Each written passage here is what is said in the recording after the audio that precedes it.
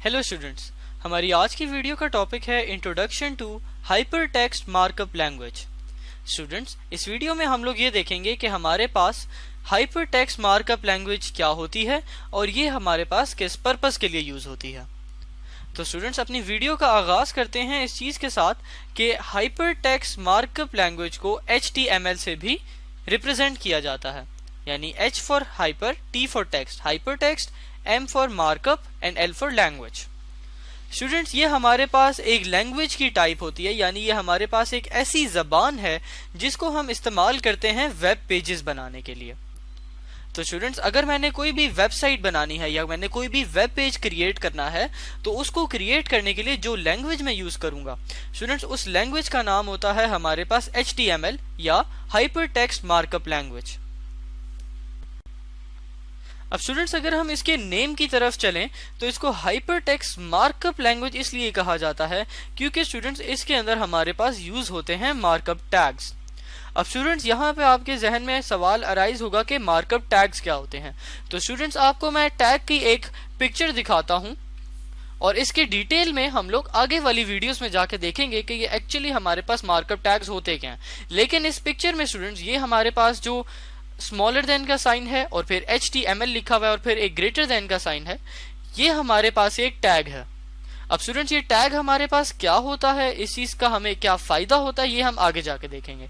लेकिन यहां तक स्टूडेंट्स आपने ये बात याद रखनी है कि हाइपरटेक्स्ट मार्कअप लैंग्वेज हमारे पास एक ऐसी लैंग्वेज है जो कि यूज होती है वेब पेजेस और वेबसाइट्स को क्रिएट करने के लिए। स्टूडेंट्स, HTML को यूज करके हम लोग टेक्स्ट को, इमेजेस को, वीडियोस को, लिंक्स हो गए, साउंड हो गई, एक साथ ला सकते हैं एक ही डॉक्यूमेंट में। यानी स्टूडेंट्स, जिस तरह के आपने काफी वेबसाइट्स में देखा होगा, आपके पास एक ही वेबसाइट में टेक्स्ट भी होता है, इमेजेस भी होती हैं, वीडियोस भी होती हैं, ऑडियो फाइल्स भी होती हैं। तो स्टूडेंट्स, ये हमारे पास अचीव किया जाता है काम HTML की मदद से। और स्टूडेंट्स, जब हम लोग किसी भी डॉक्यूमेंट को या किसी भी हम लोग इमेज को या टेक्स्ट फाइल को HTML की फॉर्म में जब लिखते हैं तो उसके बाद हमारा ब्राउजर जो है उसको डिस्प्ले करता है।